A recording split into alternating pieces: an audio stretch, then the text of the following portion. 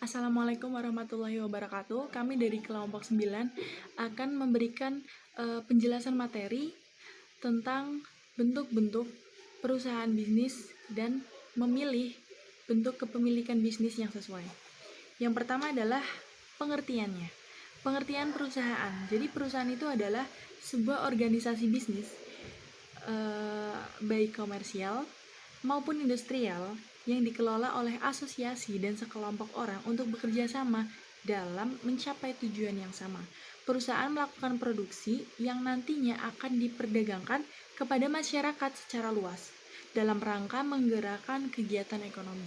Nah, lalu apa saja bentuk-bentuk kepemilikan bisnis? Yang pertama itu ada PT.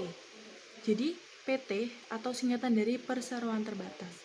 Jadi PT itu adalah badan usaha yang dilindungi hukum dengan modal yang terdiri dari saham. Nah, yang kedua itu ada CV. Nah, CV itu artinya adalah persekutuan terbatas. Nah, anggota CV sendiri itu terbagi menjadi dua, yaitu yang pertama ada sekutu komplementer. Nah, sekutu komplementer ini adalah anggota yang bersedia menjadi pengelola manajemen perusahaan dan bertanggung jawab secara penuh dengan menjadikan harta pribadi sebagai jaminannya. Sedangkan yang kedua itu adalah sekutu komanditas. Sekutu komanditas itu adalah anggota yang menyetorkan uangnya sebagai modal CV dengan tanggung jawab terbatas sesuai dengan harta yang diberikan untuk CV tersebut. Yang ketiga itu ada UD atau usaha dagang. Nah, usaha dagang ini adalah badan usaha yang dimiliki oleh satu orang saja. Nah, biasanya kegiatan utamanya itu adalah membeli barang kemudian menjualnya kembali. Kemudian yang keempat ada koperasi. Koperasi adalah badan usaha yang dimana anggotanya itu saling bekerja sama dalam kegiatan ekonomi dan anggotanya ini bersifat sukarela tanpa adanya paksaan atau apapun. Dan yang kelima itu ada firma. Firma ini adalah bisnis yang terjalin atas persekutuan dua orang ataupun lebih. Nah, tanggung jawabnya itu dari setiap anggota firma itu tidak terbatas dengan pembagian keuntungan dan juga penanggungan kerugian itu dibagi sama rata.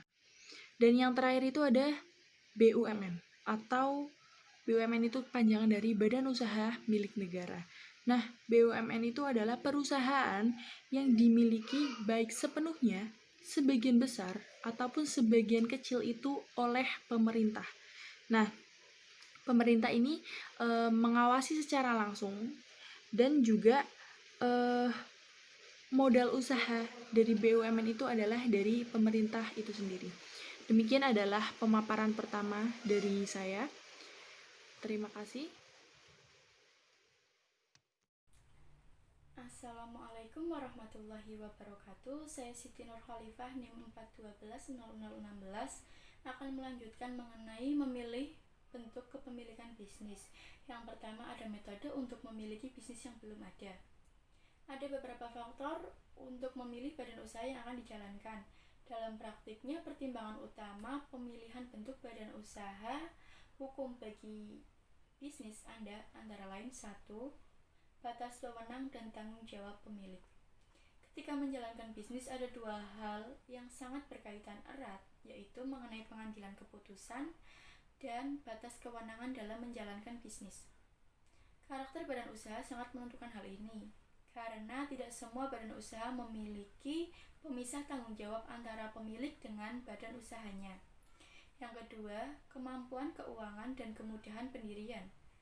Umumnya mereka yang berbisnis dengan modal terbatas, mereka akan memilih pendirian badan usaha itu yang prosesnya sederhana dan biayanya sesuai dengan kemampuan keuangannya. Yang ketiga, kemudahan memperoleh modal. Dalam bisnis, pemisah keuangan pribadi dan keuangan perusahaan atau badan usahanya itu adalah hal yang sangat mutlak. Salah satu keuntungannya adalah dapat membuat rekening atas nama perusahaan tersebut.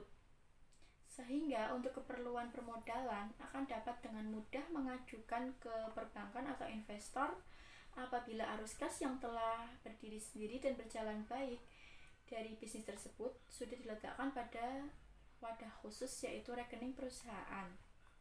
Yang keempat, perkembangan usaha. Perusahaan haruslah visioner, oleh karena itu optimisme dalam mengembangkan bisnis juga merupakan pertimbangan dalam memilih badan usaha. Yang kelima, kewajiban dari undang-undang.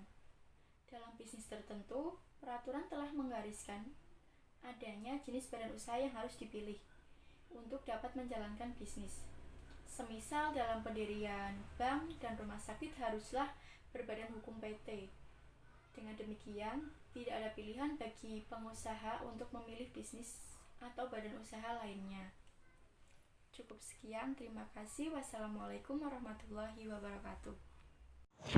Assalamualaikum warahmatullahi wabarakatuh. Perkenalkan, nama saya Erna Sevianisi, NIM 41200034. Di sini saya akan mempresentasikan materi yang selanjutnya, yaitu B, metode untuk memilih bisnis yang telah ada.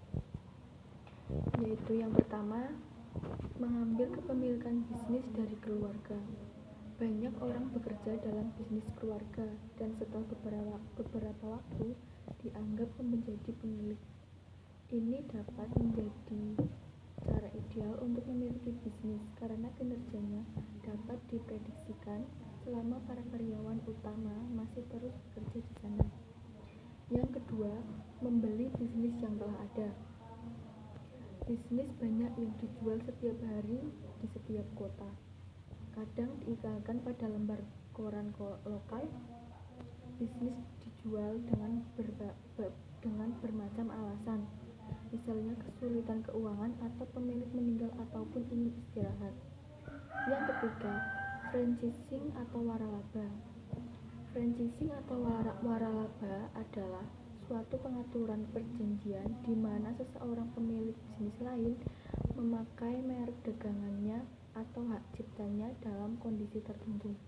Setiap waralaba menjalankan operasi bisnisnya secara mandiri dan biasanya dimiliki oleh pengusaha perseorangan. Sekian, wassalamualaikum warahmatullahi wabarakatuh.